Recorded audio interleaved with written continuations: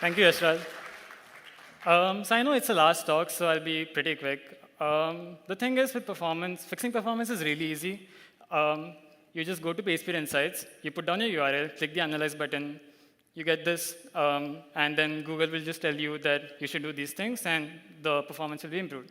And yeah, that's it. Thank you for coming to my talk. Bye. So yeah, it wasn't going to be this quick, but 3 years back, we started working on the performance for our landing page. And one remarkable discovery we made was it's pretty difficult. There's no straightforward way. There are indicators, but there's no do this and your performance is improved. I can explain that in meme than words. So it's kind of like this, where you start with Lighthouse, but then you still have to understand the concepts and what is loading, what is not loading, when are things loading. So there are few more things that you have to understand more than Lighthouse and the tools that we use. Performance issues are like any other bugs. It's, let's say you have a bug in your code. First thing you would do is debug. Like normal people would put console logs, weird people put breakpoints, but essentially how to debug. So that's my talk. We're going to debug. We're going to learn how to debug the performance issues. This is like step 0 of solving the performance issues. Before I start, I want to talk about how websites load. You type in the URL in your browser. The first thing that happens is your domain will resolve to an IP address. So there's DNS lookup, connections, SSL, and a few more steps. I'm not going to details of this, but it's mostly the connecting to the domain part. Then your index HTML is requested. So the browser will request for the index HTML. The dark blue part is the part where your browser starts loading the HTML, starts executing the HTML, or passing the HTML. When it's passing the HTML, it will come across your link rel style sheet. And that's when your style sheet will start loading. Apur, in a talk before me, talked about how CSS is render blocking. And that's why we don't see anything on your screen until this point. And after this, you'll probably start seeing some layout and some paint on your browser. This diagram is probably going to be the most important one. This is something that we're going to talk about a lot. You'll probably see this in my every slide from now. And we call this diagram as something called as network waterfall. It's a waterfall of requests that happen when you're loading the website. Let's see what are some red flags in the network waterfall. So one is when let's say you're loading a CSR app. With CSR app, what happens is you initially just load the div root, you load the empty root, and then you start loading the JavaScript. And then the JavaScript goes and adds things to your HTML. So initial HTML doesn't really have the information on what all the website has, but the JavaScript has that information. So you see this network waterfall where the JavaScript is now deciding when your site is loading. This can go bad pretty quickly. For example, let's say you're lazy loading that CSR application, then your homepage.js is loaded by the index.js, and your actual paint is happening after the homepage.js. That is about JavaScript. Let's talk about images. So we load the index.html, JS, and your JS has, let's say, the image. In this case, you will see things on your screen. So you are seeing that middle stage where it's an empty content, but it doesn't have an image. And eventually, it loads the image. The first marker is FCP. Again, something that Apu talked about. So I'm not going to details of the definitions of FCP, but it's essentially the first time the content is painted on your screen. The second point is LCP. That's when the largest content on the page is being loaded. In this case, the largest content is the image. We talked about JavaScript. We talked about images. Let's talk about fonts. With fonts, let's say you're loading with Google Fonts or any third-party font library. What will happen is your HTML, in your HTML, you're probably putting this link rel style sheet to the Google's fonts.css. So it will load the Google's font.css first, and then it'll load the actual font. Here you're seeing this purple line, which we talked about how it's a DNS lookup or connecting to domain part. You're loading third-party libraries, so it has to connect to this third-party domain. It's a new domain for your browser. It doesn't know what this domain is. So you see this extra additional time in between where you have to connect to the domain before you actually start loading the site. start loading the CSS files or font files. So this is another network waterfall red flag that you can see with Google Fonts. And yeah, it's our demo time. So what we'll do is, I just showed you how there's a network waterfall red flags with JavaScript, with an image, and with fonts. We'll go and try to fix these and see how it works.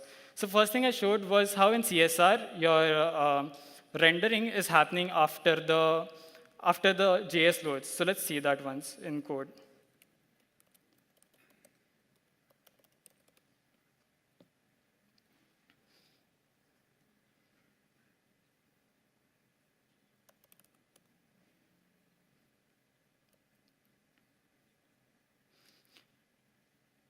So in Chrome, you have this performance tab, which is probably a tab that you would want to use a lot when you're trying to debug something or trying to figure out what is wrong. Here you get this reload button, so you can go and reload the site, and it will record the network waterfall and all the other things. First thing I want to do is just slow down my network a bit so that it's more distinct to see. Fast 3G is usually a good speed to test things out. So I'll just go and reload this page, and we'll see how the network waterfall looks like.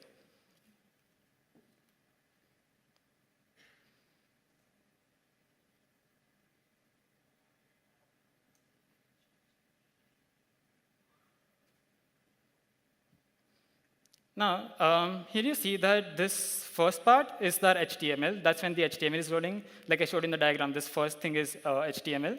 Then you see a few other things loading. The thing that I want to show first is, if you see, a lot of the code is actually loading after this JavaScript part. For example, this hero image, this image, is loading pretty late in the waterfall because it's your JavaScript that knows what this image is, but your actual source code, if you go to view source, wait.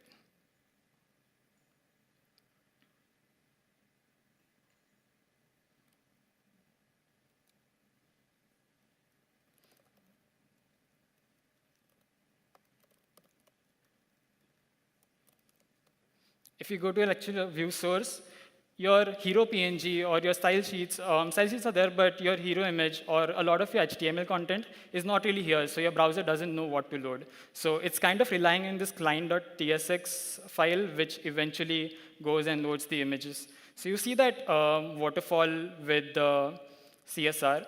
Let's actually fix that. I kind of have this setup where I just have this flag where I can turn this into true, and it will be an SSR. So I'm not going to explain the setup, but we'll just see how what difference we see in the network waterfall.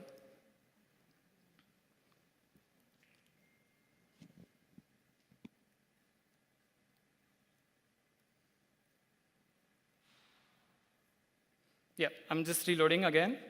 This is a SSR website now, so we'll see what difference we see in the network waterfall.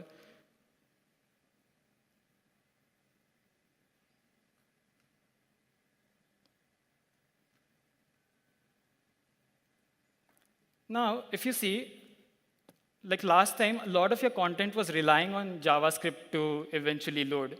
But now, you see these things shifted this side. And if you look at the view source, you see all the content is here. So if I look for hero PNG in this, you'll see that hero PNG is actually being loaded. So your browser can actually go and figure out that it wants to load hero PNG first, and it will go and make that request, and things will load faster. So this is about fixing the JS parts. Let's actually fix the image parts as well. In this, you're probably seeing that this image is still loading fairly late. Like, this is an important image. We want to show that first. This is an important thing for user. So it should load a bit earlier as well, right? What I can do is, if I go to my code, here you're seeing this loading lazy thing. This is the issue we faced at razorpay.com as well, where we had one common image component, and it had loading lazy as default. And a lot of time, it just ended up lazy loading the hero image. What we'll do is, first, we'll just remove this loading lazy. Another thing that we can do is, because we know that it's an important image, we can also start preloading it. So it'll be one of the first things that start loading. Now let's try this and reload.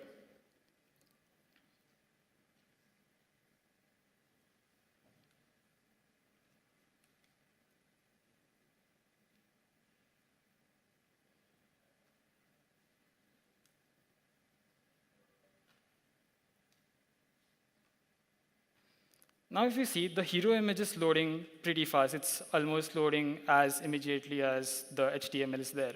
So if you see, your LCP also gets closer because your hero image is now loading earlier, and FCP almost got fixed because of the CSR change that we made for JavaScript.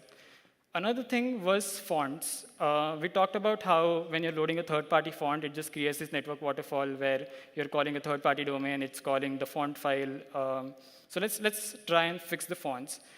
If you go to Google Fonts, in this web, you'll see that there are these two extra things called pre-connects. There is obviously this link style sheet, which is for styling.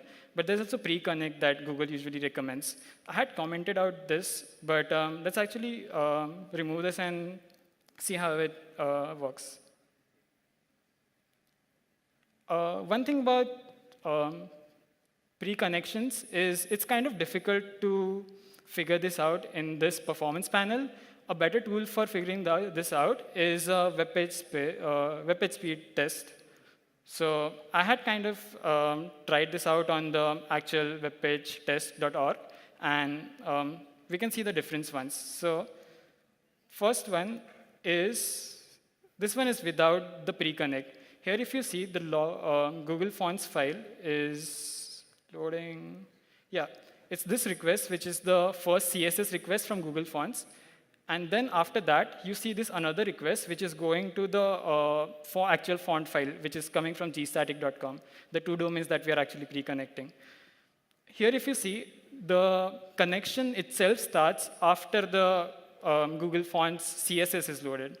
But when you actually add those pre-connects, the difference you'd see is here, you see this font CSS loads, the Google CSS loads the way it did.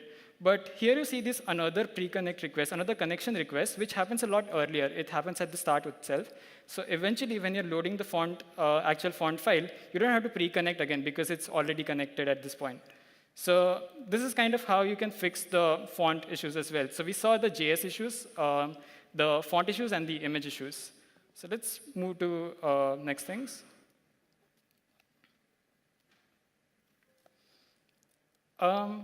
Next thing I want to talk about is interactions. So far, we've only talked about the loading part of performance, where how your website is loading. But another important part is how does the interactions happen? You might see yourself at such situations a lot of times where you're clicking buttons, you're hovering over things, but nothing is happening, your website is stuck. How do you fix these issues? So let's do that demo as well.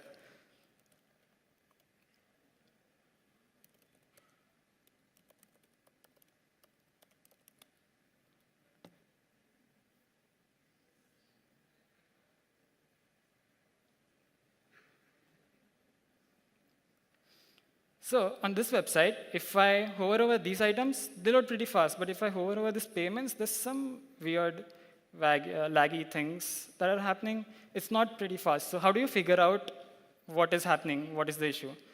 So you can again go to inspect, performance. This time, we don't want to reload the page. We just want to test that interaction in itself. So here, there's another button called record. So you can just start recording at that point itself. So yeah, that's what I'll do. I just started creating.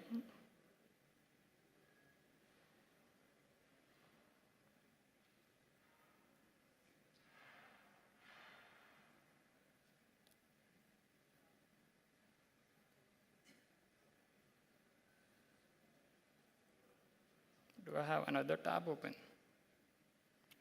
This is still loading. OK, this should work. Yeah, the recording started. So now we can actually hover over and see the interaction, just interact with things so that it's being recorded in the DevTools. So here we see that things are getting blocked. You can stop and just see the things. Here, you see these tasks, the blocking task, a lot of blocking tasks here. You can actually scroll down and see what is the problem. So if you scroll down here, it says that there's some function called block main thread please, which is just blocking the main thread for a lot of time. So we'll see, we'll go and find what is this function.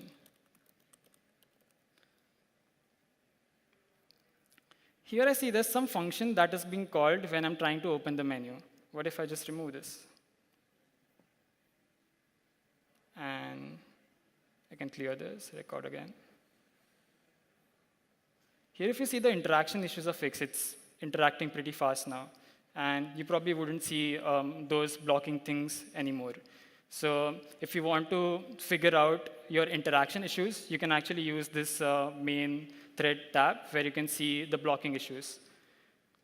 Now, this is great, but realistically speaking, nobody probably has block main thread please function in their code unless they hate their jobs. So it's very, very rare that the verdict would be so easy, the issue would be so easy to find. A lot of INP issues are fairly difficult and not so obvious.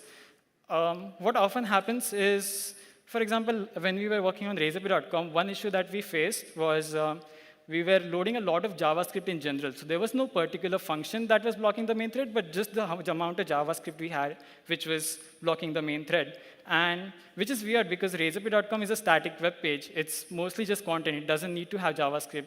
But the way React loads is even when you're doing SSR, it will still load all the JavaScript code that you're writing in your JavaScript bundle. It won't skip that. So because of that, a lot of JavaScript was being loaded and main thread was getting blocked. And because main thread was getting blocked, the initial interactions when people were trying to interact with navbar while things are loading were very laggy. And that is kind of something that we wanted to fix.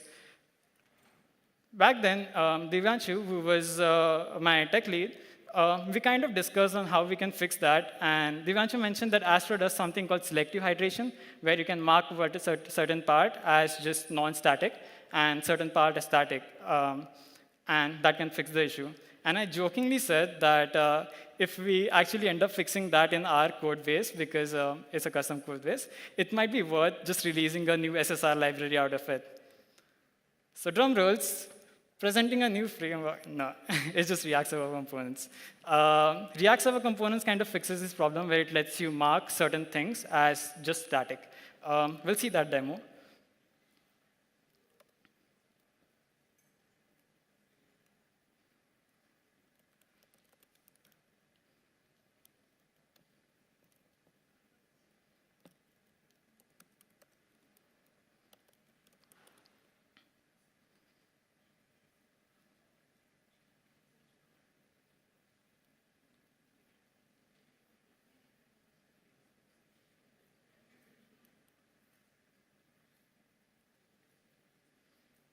Yeah, I built this demo at like 2 a.m. at night, so it's really just default looking application. There's no effort that I put, but yeah, this should work.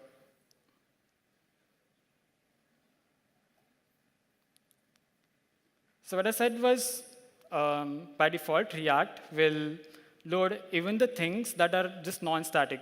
So for example, if I go to, I'll just copy this get started by editing. This is a static part, so it's not really interactive. It doesn't need any JavaScript logically. So we'll just go and search this. There's this sources panel where you can actually see all the source code that is being loaded in your browser. You can go to top, search in all files.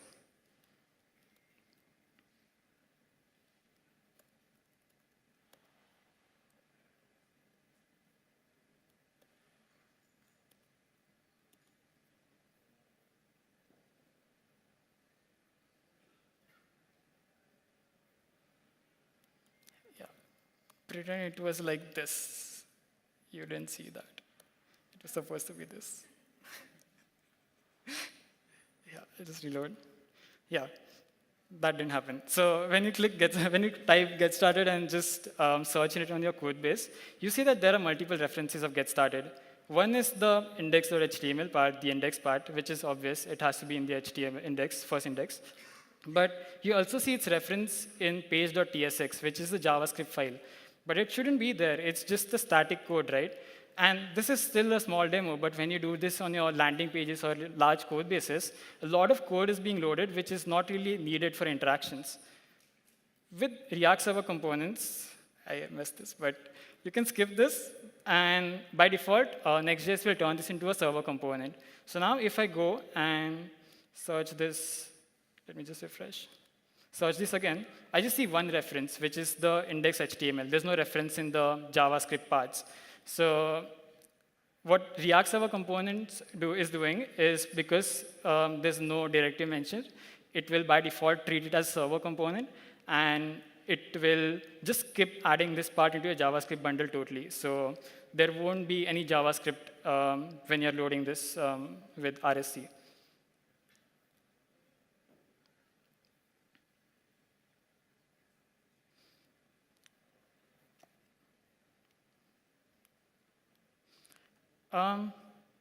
So far, so good. We have talked about network waterfalls. We have talked about interactions.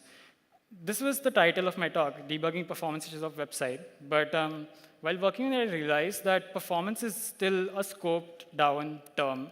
What you're essentially trying to fix is the user experience for the user. You want your user to feel good when they're loading website, to just make it look like it's loading fast. There's a term for this which deals with the user experience and performance together. It's called perceived performance. This is something that we don't talk about it often, but we'll just go through this a bit. So let's go with definition. Perceived performance is a subjective measure of website performance. In other words, how fast website seems to user. There's a difference between loading website fast versus making it look like it's loading fast. And the problem with this is it's harder to quantify. There's no tool that says that your perceived performance score is 100 or perceived performance score is 70. It's harder to measure as well. There's no direct way to say that this is a bad perceived performance and this is a good without really contextually dealing with which application you're talking about. I didn't make this up. This definition comes from MDN. MDN has a different page for perceived performance, which goes into details, so you can check that out as well. But let's see what I mean by perceived performance and what is exactly perceived performance. I have this demo where I'm loading a site. Now, if you see it, the one site loaded faster. It loaded a lot earlier, but it had this janky experience where it just feels like a lot of things are jumping around, whereas the second site is just loading straight up, and there's no jankiness in that. So in this case, the second thing is technically more performant. Although it's showing content slower, but it also has a better experience when it's trying to show the content. Let's see the other example. In dashboard, on one side, I have a loader. On the other side, I have skeleton loaders, and I'm just rendering some static things already. For example, this navigation bar that you see.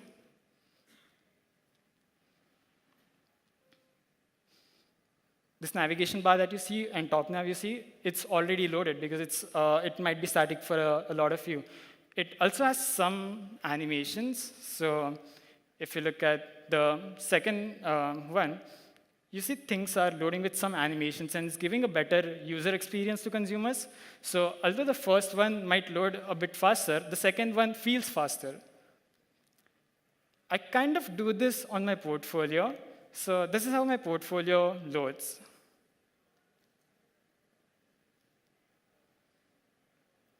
So you see nothing, then you see the name, and then you see the stars popping up, and then you see the shooting star. Now, technically, I'm loading the stars slower, but it gives a better experience to consumers when you're loading things this way. Fun fact about this particular example is if I go to the page speed score of this, you actually see the speed index is in yellow. It's not green. The thing is, because stars are loading slower, it thinks that things are still loading, and it kind of punishes me for that. But even though the score is low, the loading experience is better in this case. So there might be few scenarios where your performance score might give you some different hint, but you just have to take a call based on what your user experience, what is the user experience that you want to provide.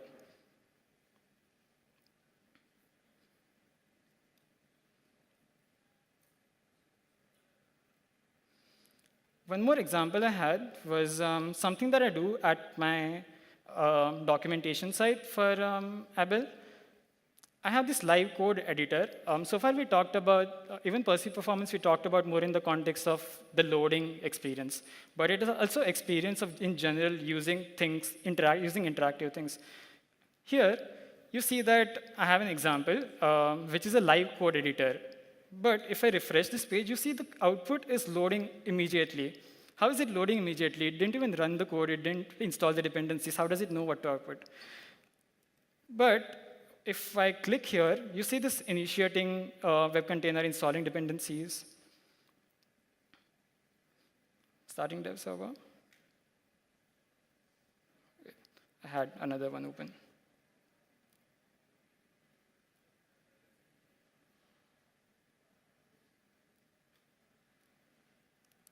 Just open an incognito.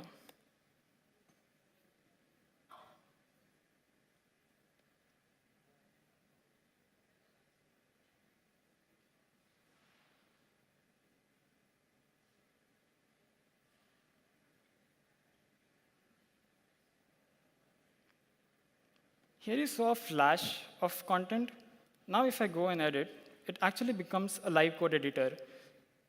Now, how do I magically know what is the output? The answer is I define it. In code, I am the one who's defining the examples code, so I also know what is the output. So when I'm defining the actual code, I also define the output, which acts as a placeholder until the time your actual code runs and installs dependencies and actually shows the output. And this is what I do with all the examples. So even the larger examples you see, it shows some content, but I can't really go and edit it. When I try to edit, it just starts initiating the web container. And I kind of handled some of these cases where, let's say I'm typing here. It's not changing, but once it loads. Yeah, once it loads, it just starts from there itself. So it's not just about loading experience, it's just about experience in general when people are interactive with things. I showed this definition of perceived performance. There are some issues. One thing is perceived performance is subjective. So there's no objective way to measure and score the perceived performance. It's also harder to quantify and measure. So there's no tool that just measures the perceived performance as such. There are tools that gives you hints on what might be the issue. For example, you might see LCP in the page speed, which will give you a hint that the largest image is loading slow. But that's a hint. That's not the source of truth. So how do you debug perceived performance if it's subjective and if it's not measurable? The answer is there's a mental model for debugging. You have to think of it from perspective of user. For example, first question that you should ask yourself is, what do you want to load in the first render? In a landing page context, I want to load my title, my CTAs, and some of the initial important things. In dashboard, I want to load the side nav and the top nav. The content can actually go and make an API call, get the user data. But side nav and top nav, if it's static, it should load at the first render itself.